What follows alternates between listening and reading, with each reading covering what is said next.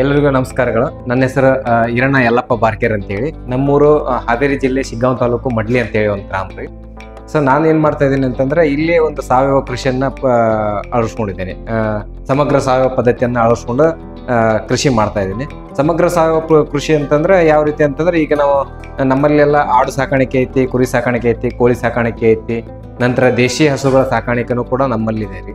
So ಇದರ ಜೊತೆ ನಾವೇನ್ ಮಾಡ್ತಾ ಇದ್ದೇವೆ, ನಾವೆಲ್ಲ ಏನ್ ಬೆಳಿತಾ ಇದ್ದೇವೆಲ್ಲ ಆ ಬೆಳೆದಿರೋಂಥ ಕಾಳುಗಳನ್ನ, ಈಗ ನಾವು ಜಾಸ್ತಿ ಸಿರಿಧಾನ್ಯಗಳನ್ನ ಬೆಳಿತೇವಿ, ಮತ್ತೆ ದ್ವಿದಳ ಧಾನ್ಯಗಳನ್ನ ಬೆಳಿತೇವಿ. ಆ ಬೆಳೆದಿರೋಂಥ ಸಾವಯವದಲ್ಲಿ ಬೆಳೆದಿರೋಂಥ ಎಲ್ಲಾ ಕಾಳುಗಳನ್ನ ನಾವೇನ್ ಮಾಡ್ತೇವೆ ಅಂದ್ರೆ ಮೌಲ್ಯವರ್ಧನೆ ಮಾಡ್ತೇವೆ. ಯಾವುದೇ ರೀತಿ ಡೈರೆಕ್ಟ್ ಆಗಿ ಅವನ್ನ ಯಾವುದನ್ನು ಕೂಡ ಕೊಡೋಂಗಿಲ್ಲ ಮಧ್ಯವರ್ತಿಗಳಿಗೆ.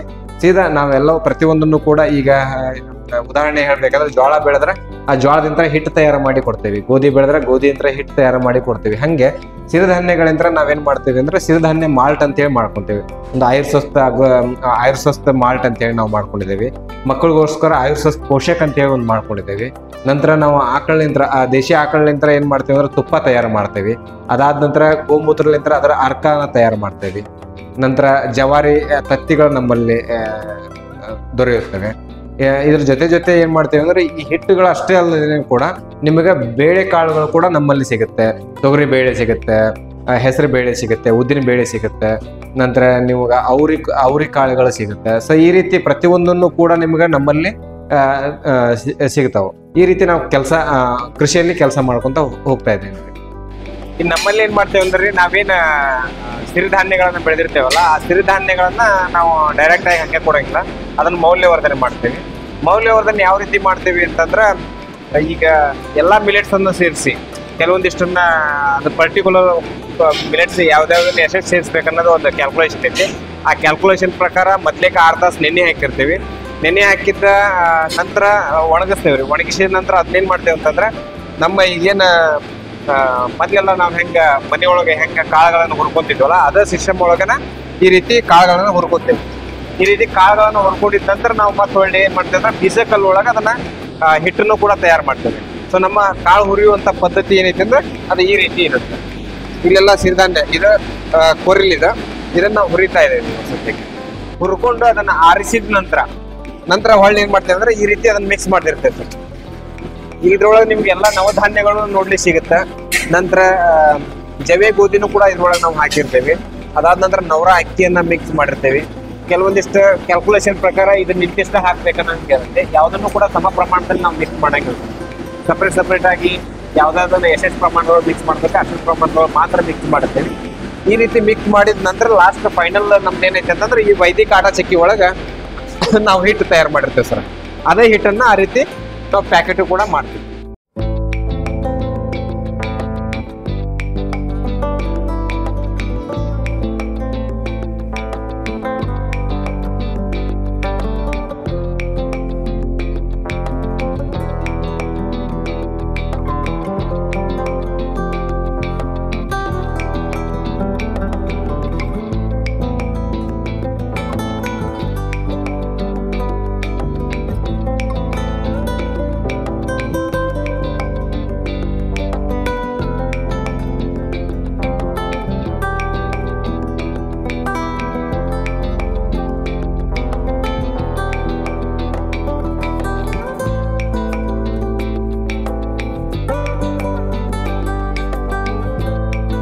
ಸರ್, ಇದು ನೀವು ಇಷ್ಟ ತನಕ ನಾವು ಏನ್ ನೆನೆ ಹಾಕಿ ಒಣಗಿಸಿದ ಕಾಳುಗಳನ್ನ ಹುರಿಯೋದನ್ನ ನೋಡಿದ್ರಲ್ಲ, ಹುರಿದಾದ ನಂತರ ಏನ್ ಮಾಡ್ತೇವೆ ಅಂತಂದ್ರ ಅದನ್ನ ಈ ರೀತಿ ಒಂದು ನಮ್ದು ಬೀಸೋ ಕಲ್ಲು ಐತ್ರಿ. ಈಗ ಹೊರಗಡೆ ಮಿಲ್ ಇರ್ತಾವಲ್ಲ, ಆ ಮಿಲ್ ಒಳಗ ಮತ್ತೆ ಈ ಮಿಲ್ಲಿಗೆ ಬಹಳ ವ್ಯತ್ಯಾಸ ಐತಿ. ಹೆಂಗ್ ವ್ಯತ್ಯಾಸ ಐತಿ ಅಂತಂದ್ರೆ, ನಾವೆಲ್ಲ ಬೆಳಿತೀವಿ ಕರೆ, ಯಾವುದೇ ರೀತಿ ಕೆಮಿಕಲ್ ಬಳಸಲಾರ್ದೇನೆ ಬೆಳಿತೇವೆ.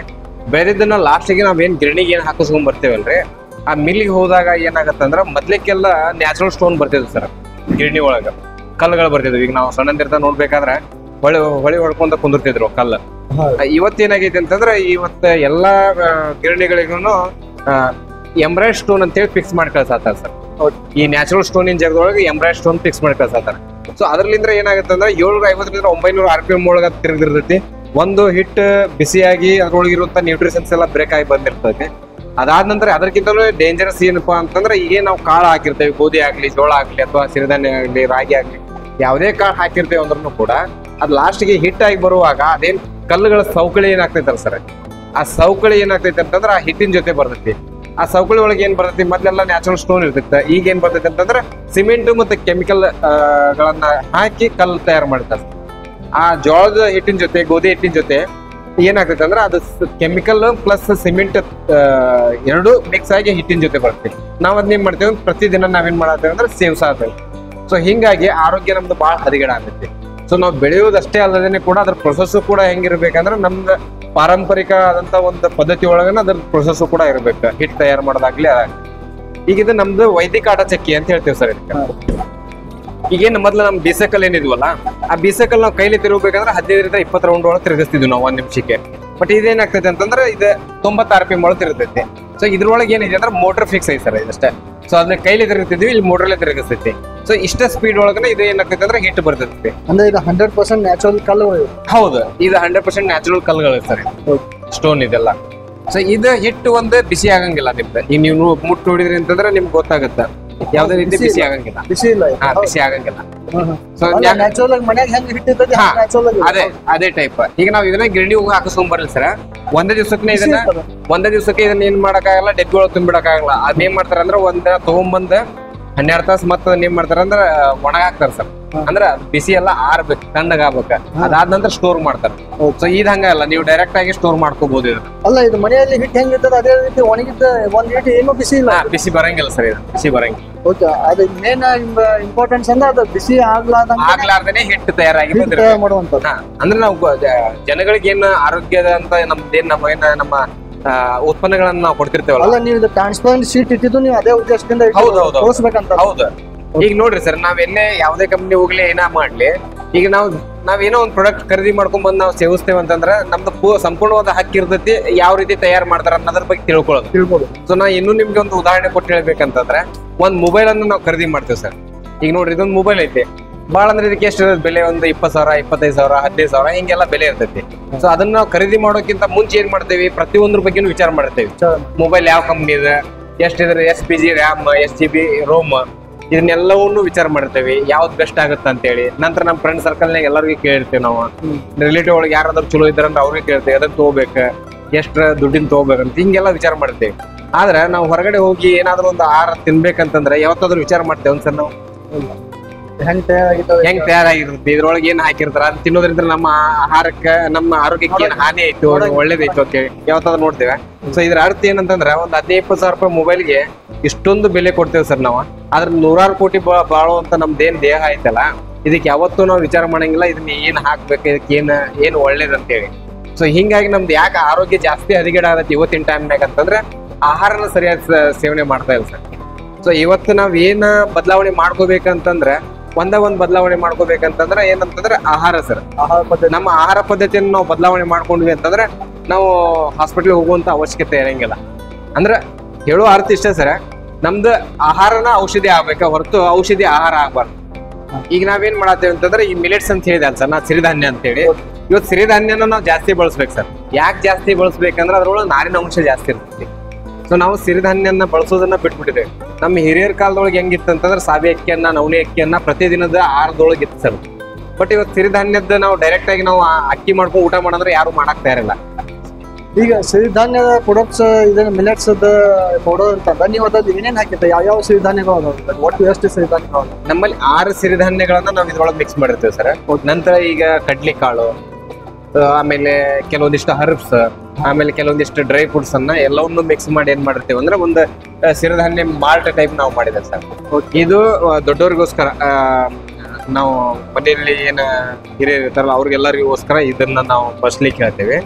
ಇದೇನೈತಲ್ಲ ಪೋಷಕ್ ಅಂತ ಹೇಳಿ ಮಕ್ಕಳಿಗೋಸ್ಕರ ಇದನ್ನ ಸ್ಪೆಷಲ್ ಇದನ್ನ ಏನ್ ಮಾಡ್ತೇವೆ, ಮೊಳಕೆ ಕಟ್ಟಿರ್ತೇವೆ ಸರ್ ಕಾಳುಗಳ.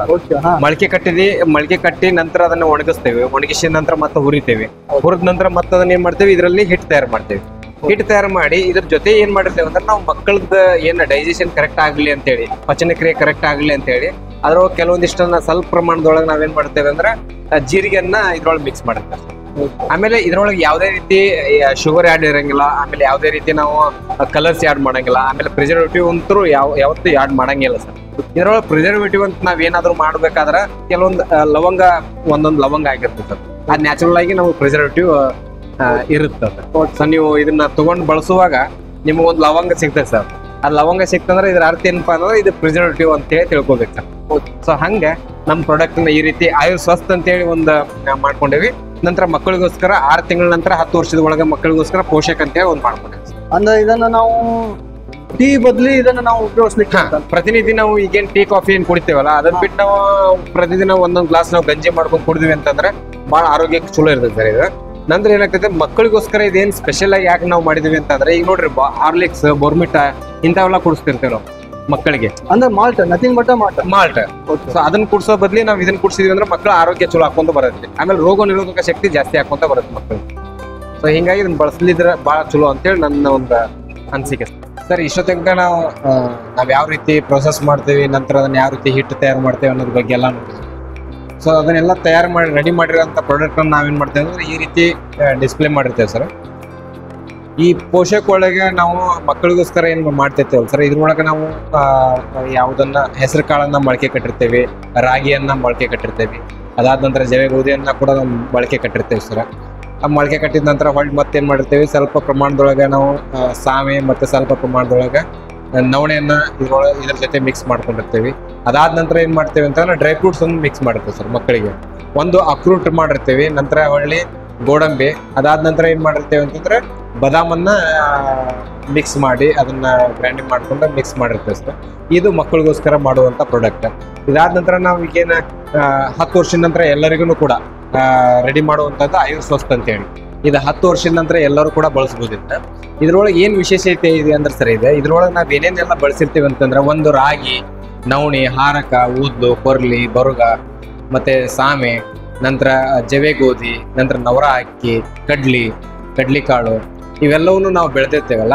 ಬೆಳೆದಿರೋಂಥದನ್ನ ನಾವೇ ಬೆಳೆದು ನಾವೇ ತಯಾರು ಮಾಡ್ತಿರ್ತೀವಿ. ಒಳ್ಳೆ ಇದ್ರೊಳಗೆ ಏನೇನೆಲ್ಲ ಮಿಕ್ಸ್ ಇರುತ್ತೆ ಅಂತೇಳಿ ಇಲ್ಲೆಲ್ಲ ನಾವು ಮೆನ್ಷನ್ ಮಾಡಿರ್ತೇವೆ ಸರ್. ಸೊ ಇದನ್ನ ನಾವು ಪ್ರತಿದಿನ ಒಂದು ಗ್ಲಾಸ್ ಮಾಡ್ಕೊಂಡು ಕುಡಿದ್ರಂತ್ರ ಹರ್ಬ್ಸ್ ಒಳಗೆ ನೋಡ್ರಿ ಸರ್ ಇನ್ನೊಂದು ಏನು ಸ್ಪೆಷಲ್ ಅಂತಂದ್ರೆ ಹರ್ಬ್ಸ್ ಒಳಗೆ ನೇರಳೆ ಹಣ್ಣಿನ ಬೀಜದ ಪೌಡರ್ ಕೂಡ ನಾವು ಇದ್ರೊಳಗೆ ಮಿಕ್ಸ್ ಮಾಡಿರ್ತೇವೆ. ಯಾಕಂತಂದ್ರೆ ಇದು ನಮ್ದು ಈಗೇನು ಡಯಾಬಿಟಿಸ್ ಏನು ಇರುತ್ತಲ್ಲ ಶುಗರ್ ಕಂಟ್ರೋಲ್ ಮಾಡುತ್ತೆ ಸರ್. ಸೊ ಇದರಿಂದ ಇದನ್ನ ಕುಡಿಯೋದ್ರಿಂದ ಒಂದು ನಮ್ಮ ಆರೋಗ್ಯದ ವೃದ್ಧಿ ಆಗೇ ಆಗುತ್ತೆ. ಅದ್ರ ಜೊತೆ ಈಗೇನ ಡಯಾಬಿಟಿಸ್ ಏನಿರ್ತದಲ್ಲ ಸಕ್ಕರೆ ಕಾಯಿಲೆ ಅದು ಕೂಡ ಪ್ರಮಾಣ ಬರ್ತಾ ಕಮ್ಮಿ ಹಾಕುವಂತ ಬರುತ್ತೆ ಸರ್. ಈ ರೀತಿ ಇದ್ರೊಳಗಿರುತ್ತೆ. ನಂತರ ನಾವೇನ್ ಮಕ್ಕಳದ್ದು ಇದೇನು ತಯಾರು ಮಾಡಿರ್ತೇವಲ್ಲ ಇದ್ರೊಳಗೆ ಹೆಸರು ಕಾಳು ಮತ್ತೆ ರಾಗಿ, ಅದಾದ ನಂತರ ಸಾಮಿ, ಕೊರ್ಲೆ ಇವೆಲ್ಲ ಏನ್ ಮಾಡಿರ್ತೇವೆ ಮೊಳಕೆ ಕಟ್ಟಿರ್ತೇವೆ ಸರ್. ಮೊಳಕೆ ಕಟ್ಟಿ ತಯಾರು ಮಾಡಿರ್ತೇವೆ. ಇದನ್ನ ಮೊಳಕೆ ಕಟ್ಟಿ ಒಣಗಿಸಿ ನಂತರ ಹುರಿದು ಪೌಡರ್ ಮಾಡಿರ್ತೇವೆ. ಇದನ್ನು ಕೂಡ ಇದನ್ನ ಕುಡಿಸೋದ್ರಿಂದ ಏನಾಗುತ್ತೆ ಮಕ್ಕಳದ ರೋಗ ನಿರೋಧಕ ಶಕ್ತಿ ಜಾಸ್ತಿ ಆಗುತ್ತೆ ಸರ್. ಆಮೇಲೆ ಬೆಳವಣಿಗೆ ಚಲೋ ಆಗುತ್ತೆ ಮಕ್ಕಳದ. ಸೊ ಇದ್ರೊಳಗೆ ಡ್ರೈ ಫ್ರೂಟ್ಸ್ ಏನ್ ಮಿಕ್ಸ್ ಮಾಡಿರ್ತೇವೆ ಅಂತಂದ್ರೆ ಒಂದು ಅಕ್ರೂಟ್ ಮಿಕ್ಸ್ ಮಾಡಿರ್ತೀವಿ, ನಂತರ ಬಾದಾಮ್ ಮಿಕ್ಸ್ ಮಾಡಿರ್ತೀವಿ, ಅದಾದ ನಂತರ ಕಾಜು ಕೂಡ ಗೋಡಂಬಿ ಕೂಡ ನಾವು ಮಿಕ್ಸ್ ಮಾಡ್ತೀವಿ. ಇದ್ರೊಳಗೆ ಯಾವುದೇ ರೀತಿ ಹರ್ಬ್ಸ್ ಮಿಕ್ಸ್ ಮಾಡಿರಂಗಿಲ್ಲ ಸರ್. ಆಮೇಲೆ ನಮ್ಮಲ್ಲಿ ಏನ್ ಧಾನ್ಯಗಳನ್ನ ಇವೆಲ್ಲ ಏನ್ ಮಿಕ್ಸ್ ಮಾಡ್ತೇವಲ್ಲ ಆ ಧಾನ್ಯಗಳು ಕೂಡ ಸಪ್ರೇಟ್ ಆಗಿ ಸಿಗುತ್ತೆ ನಮ್ಮಲ್ಲಿ. ಸೊ ಯಾರಿಗಾದ್ರೂ ಸಪ್ರೇಟ್ ಆಗಿ ನಮ್ಗೆ ಸಿರಿಧಾನ್ಯಗಳು ಬೇಕು ಅಥವಾ ಬೇಳೆ ಕಾಳುಗಳು ಬೇಕು, ನಂತರ ಶೇಂಗಾ ಕಡ್ಲಿ ಕಾಳುಗಳು ಬೇಕಂದ್ರೂ ಕೂಡ ಸಪ್ರೇಟ್ ಆಗಿ ನಮ್ಮಲ್ಲಿ ಸಿಗುತ್ತೆ. ಅದನ್ನು ಕೂಡ ನಾವು ಮಾರಾಟ ಮಾಡ್ತೀವಿ ಸರ್. ನಮ್ದೇನು ಆಯುರ್ ಸ್ವಸ್ಥ ಮಿಲೆಟ್ಸ್ ಏನೈತಲ್ರಿ ಮಿಲೆಟ್ಸ್ ಪೌಡರ್ ಅದ್ರೊಳಗೆ ನಾವೇನ್ ಮಾಡ್ತೇವೆ ಈ ರೀತಿ ಡ್ರೈ ಫ್ರೂಟ್ಸ್ ಅನ್ನ ಒಂದು ಹದದ ಪ್ರಕಾರ ಹುರಿದು ಈ ರೀತಿ ಅದನ್ನ ಮತ್ತೆ ಹಿಟ್ಟು ತಯಾರು ಮಾಡಿ ಅದನ್ನ ಮಿಕ್ಸ್ ಮಾಡಿರ್ತೇವೆ ಸರ್. ಸರ್ ಈಗ ನಾವೇನ್ ನಮ್ಮಲ್ಲೇ ಖುದ್ದಾಗಿ ಬೆಳೆದಿರುವಂತ ಎಲ್ಲ ಆಹಾರ ಧಾನ್ಯಗಳನ್ನ ಏನ್ ಮಾಡ್ತೇವೆ ಅಂದ್ರೆ ಉತ್ಪನ್ನಗಳನ್ನ ತಯಾರಿ ಮಾಡಿರ್ತೇವಲ್ಲ ಸರ್. ಆ ತಯಾರಿ ಮಾಡಿರುವಂತ ಉತ್ಪನ್ನಗಳನ್ನ ಆಲ್ ಓವರ್ ಕರ್ನಾಟಕ ನಾವೇನ್ ಮಾಡ್ತಾ ಇದ್ದೇವೆ ಅಂತಂದ್ರೆ ಈ ಸೇಲ್ ಮಾಡ್ತಾ ಇದ್ದೇವೆ, ಮಾರಾಟ ಮಾಡ್ತಾ ಇದ್ದೇವೆ. ಸೊ ಈಗ ಡೈರೆಕ್ಟ್ ಆಗಿ ನಾವು ಕಸ್ಟಮರಿಗೆ ಕೊಡ್ತಾ ಇದ್ದೇವೆ. ಆದ್ರೆ ಈಗ ನಾವೇನ್ ಹುಡುಕ್ತಾ ಇದ್ದೇವೆ ಅಂತಂದ್ರೆ ಪ್ರತಿಯೊಂದು ಹಳ್ಳಿ ಮತ್ತೆ ಪ್ರತಿಯೊಂದು ಶಹರದೊಳಗೂ ಕೂಡ ಡಿಸ್ಟ್ರಿಬ್ಯೂಟರ್ನ ವಿತರಕರನ್ನ ಹುಡುಕ್ತಾ ಇದ್ದೇವೆ. ಯಾರಾದರೂ ಆಸಕ್ತಿ ಇದ್ದವರು ಇದ್ರಿ ಅಂತಂದ್ರೆ ನಮ್ಗೆ ನೀವು ಕಾಂಟ್ಯಾಕ್ಟ್ ಮಾಡಿದ್ರಿ ಅಂತಂದ್ರೆ ಅವ್ರಿಗೆ ನಾವು ಇದನ್ನ ಸೇಲ್ ಮಾಡ್ತೇವೆ. ಮಾರಾಟ ಕೂಡ ಮಾಡುವಂತ ಕೆಲಸ ಈಗ ನಡೀತಾ ಇದೆ ಸರ್. ಆಸಕ್ತರು ನಮ್ಗೆ ಕಾಂಟ್ಯಾಕ್ಟ್ ಕೂಡ ನೀವು ಮಾಡಬಹುದು. ಕೃಷಿ ಇಲಾಖೆಯವರ ಬಂದ ನಮ್ಮ ಹೊಲಕ್ಕೆ ಬಂದ ಎಲ್ಲ ವಿಸಿಟ್ ಮಾಡಿ ನವಧಾನ್ಯಗಳನ್ನ ಬೆಳೆದಿದ್ದು ನೋಡಿ 2023 ಮತ್ತೆ 24ನೇ ಸಾಲಿನಲ್ಲಿ ತಾಲೂಕು ಮಟ್ಟದ ಶ್ರೇಷ್ಠ ಕೃಷಿಕ ಅಂತೇಳಿ ಒಂದು ಅವಾರ್ಡ್ ಕೂಡ ಕೊಟ್ಟಿರ್ತಾರೆ ಸರ್ ನಮಗೆ. ಸರ್ ಈಗೇನ್ ನಾವೇನ್ ಬೆಳಿತಾ ಇದಾವಲ್ಲ ಪ್ರತಿಯೊಂದು ಬೆಳೆದಿದ್ದನ್ನ ಯಾವ ರೀತಿ ಮೌಲ್ಯವರ್ಧನೆ ಮಾಡ್ತಾ ಇದ್ದೀವಿ, ಆ ಮೌಲ್ಯವರ್ಧನೆ ಮಾಡಿರುವಂತ ಎಲ್ಲ ಉತ್ಪನ್ನಗಳನ್ನ ನಾವು ನಮ್ಮ ಕರ್ನಾಟಕ ರಾಜ್ಯದೊಳಗೆ ಈಗ ಆಲ್ರೆಡಿ ನಾವು ಮಾರಾಟ ಮಾಡ್ತಾ ಇದ್ದೀವಿ. ಸೊ ನಮ್ದು ಮುಂದಿನ ಉದ್ದೇಶ ಏನಿದೆ ಅಂತಂದ್ರೆ ಇದೊಂದು ದೊಡ್ಡದೊಂದು ಫ್ಯಾಕ್ಟರಿಯನ್ನ ತಯಾರು ಮಾಡಿ ನಂತರ ಈ ನಮ್ಮ ರಾಜ್ಯದಲ್ಲಿ ಅಷ್ಟೇ ಅಲ್ಲದೇನು ಕೂಡ ಹೊರ ರಾಜ್ಯದಲ್ಲೂ ಕೂಡ ನಮ್ಮ ಉತ್ಪನ್ನಗಳನ್ನ ಮಾರಾಟ ಮಾಡುವಂತ ಒಂದು ಉದ್ದೇಶನ ಇಟ್ಕೊಂಡು ಆ ರೀತಿ ಕೆಲಸ ಮಾಡ್ತಾ ಇದ್ದೇವೆ ಸರ್. ಆ ಫ್ಯಾಕ್ಟ್ರಿ ಹೆಸರು ನಾವೇನು ಇಟ್ಟಿದ್ದೇವೆ ಅಂತಂದ್ರೆ ಆಯುರ್ ಸ್ವಸ್ಥ ಅಗ್ರೋ ಪ್ರಾಡಕ್ಟ್ಸ್ ಅಂತ ಹೇಳಿ ನೀವು ಆಲ್ರೆಡಿ ಒಂದು ಫ್ಯಾಕ್ಟ್ರಿ ಸ್ಟಾರ್ಟ್ ಮಾಡ್ಕೊಂಡಿದ್ದೇವೆ, ಅದನ್ನ ದೊಡ್ಡ ಪ್ರಮಾಣದೊಳಗೆ ತಗೊಂಡು ಹೋಗ್ತಾ ಇದೆ ಸರ್. ಈ ಮುಂಬರೋ ದಿನಗಳೊಳಗೆ, ಮುಂಬರೋ 1 ವರ್ಷದೊಳಗೆ ಅಂತಂದ್ರೆ ಎಲ್ಲಾ ರಾಜ್ಯದೊಳಗೂ ಕೂಡ ನಮ್ಮ ಉತ್ಪನ್ನಗಳು ಸಿಗ್ತಾ ಇರ್ಬೇಕು, ಆ ರೀತಿ ಒಂದು ವ್ಯವಸ್ಥೆಯನ್ನ ಮಾಡ್ತಾ ಇದ್ದೇವೆ ಸರ್. ಸೊ ನೀವು ಇವು ಕೊಡುವಂತ ಉಪಯೋಗ ಪ್ರಾಡಕ್ಟ್ಗಳೇನು? ಈಗ ನಮ್ಮ ಕಸ್ಟಮರ್, ನಮ್ದು ಚಾನಲ್ ನೋಡುವಂತ ಕಸ್ಟಮರ್ ಮತ್ತೆ ನನ್ನನ್ನ ಫಾಲೋ ಮಾಡುವಂತ ಕಸ್ಟಮರ್ಸಿಗೆ ನಾನು ಯಾವುದೇ ರೀತಿಯಿಂದ ಮೋಸ ಹೋಗಬಾರ್ದು ಅಂತ ನಮ್ಮ ಒಂದು ಉದ್ದೇಶ ಇರ್ತದೆ. ನೀವು ಸೇಲ್ ಮಾಡುವಂತ ಈ ಪ್ರಾಡಕ್ಟ್ಗಳಿಗೆ ಏನು ಗ್ಯಾರಂಟಿ ನೀವು ಅನ್ನೋದು ಕೊಡ್ತೀವಿ ಸರ್? ಸರ್ ಖಂಡಿತವಾಗಿ ನಾನು ನಿಮ್ದು ವಿಡಿಯೋಸ್ ನೋಡ್ತಾ ಇರ್ತೇನೆ ನಿಮ್ಮ ಡಿಸ್ಕವರ್ ಚಾನಲ್ ಒಳಗೆ.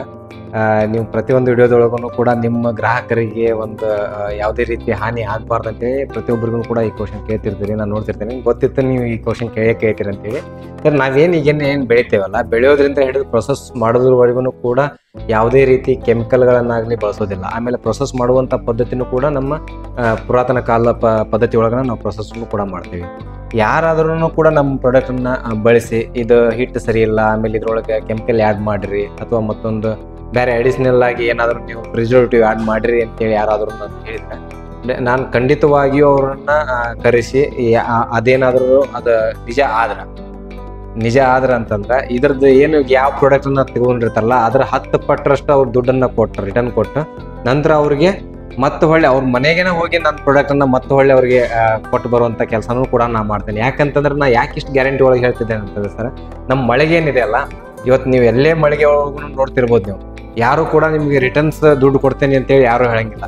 ದಯವಿಟ್ಟು ಒಂದ್ಸರಿ ನೀವು ನಮ್ಮ ತೋಟಕ್ಕೆ, ನಮ್ಮ ಫ್ಯಾಕ್ಟ್ರಿಗೆ ಬಂದು ವಿಸಿಟ್ ಮಾಡ್ರಿ ಅಂತ ಹೇಳ್ತೀವಿ ಸರ್. ಯಾಕಂದ್ರೆ ನಾವು ಆಹಾರನ, ನಾವು ಉತ್ಪನ್ನಗಳ ಯಾವ ರೀತಿ ತಯಾರಾಗ್ತದೆ ಅನ್ನೋದನ್ನ ನೋಡ್ಬೇಕು, ಸ್ವತಃ ತಮ್ಮ ಕಣ್ಣಾರೆ ನೋಡ್ಬೇಕು. ಫ್ರೆಂಡ್ಸ್, ಇವತ್ತು ನಮ್ಮ ಇದನ್ನ ನಮಗೆ ಎಲ್ಲ ಗ್ರಾಹಕ ವರ್ಗದವರಿಗೆ ಇನ್ವೈಟ್ ಮಾಡ್ತಾ ಇದ್ದಾರೆ, ಬನ್ನಿ ನಮ್ಮ ಒಂದು ಫ್ಯಾಕ್ಟರಿಯನ್ನು ನೋಡಿ ಆಮೇಲೆ ವಿಶ್ವಾಸ ಮಾಡಿಕೊಳ್ಳಿ ಅಂತಂದು ಹೇಳ್ತಾ ಇದ್ದಾರೆ.